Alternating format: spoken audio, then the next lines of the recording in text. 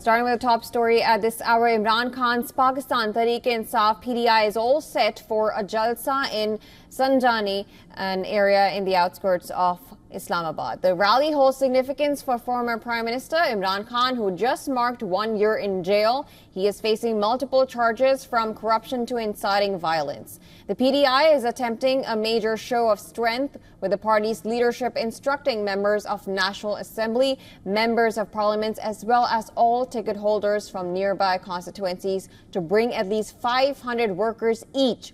Those from distant constituencies have been instructed to bring at least 150 workers each. The rally has been widely publicized on social media under the name and face of Khan. Our country is standing on crossroads, read one post.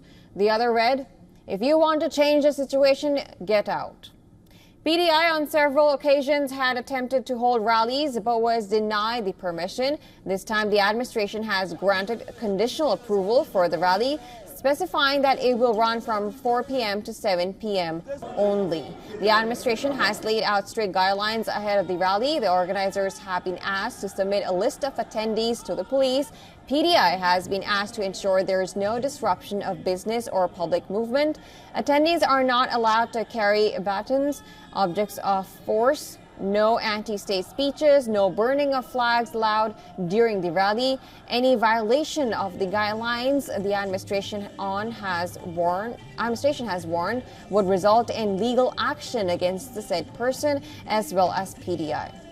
Meanwhile, to stop the PTI workers, all key entry and exit points in the federal capital has been blocked. Containers have been placed on highways to seal access to the city. Metro bus services between Islamabad and Rawalpindi cities have been suspended, and also WhatsApp, Instagram services are facing disruptions.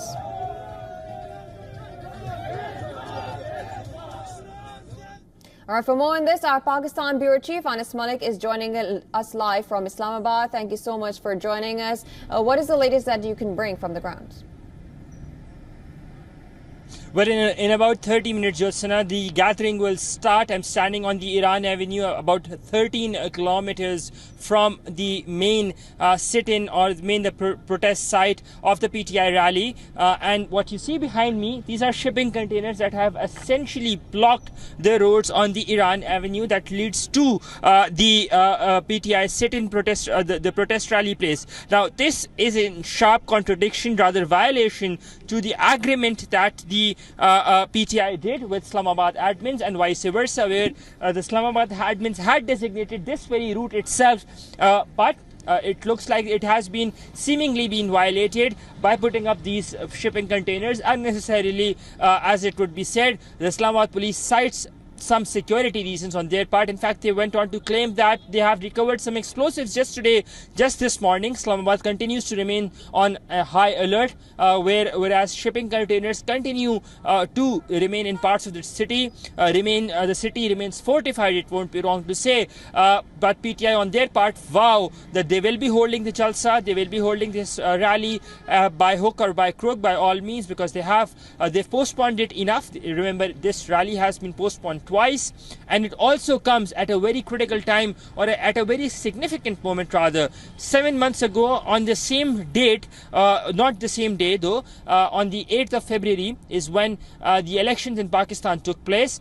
7 months later, the Pakistan Tehreek-e-Insaf is holding their first ever official gathering here in Islamabad, so it's going to be quite significant. Jyotsana?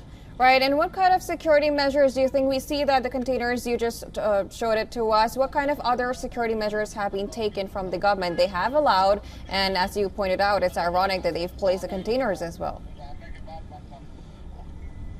Well, despite of the fact, yes, absolutely, you rightly mentioned that it is quite ironic that this route was designated in the permission that was granted. But despite of this route being designated as a route for those who want to participate in this rally, this has been unnecessarily blocked. I'll just get aside for the benefit of our viewers again to give you a sense of how much disruptions these containers are causing. You see that car that's trying to make its way from one of these behind those containers, because there's barely way for two of the cars to go through. So there's a lot of commotion that is there, and it won't be wrong to say or specify that this is causing a lot of interest, particularly with regards to the security bit.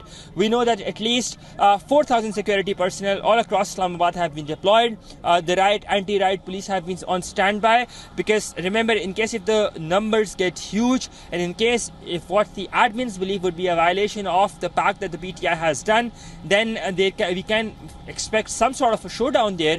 So in order to give that pushback preemptively, a number of police personnel have been deployed. But what would be really interesting, not just with regards to the security measures, is that whether the PTI will get to abide by its part of the deal, number one. Number two, what will be the turnout like? And number three, what exactly does the PTI have to say or register beyond these numbers, beyond the public gathering? Because whatever the leaders will have to say will be speaking on behalf of Imran Khan. Remember, the former Prime Minister is incarcerated for over a year now on alleged corruption charges. That being said, this gathering has been delayed twice. First, it was scheduled to be held on the 26th of July, then the 22nd of August, and now the 8th of September. It seemingly enough, it looks like that it is indeed finally happening.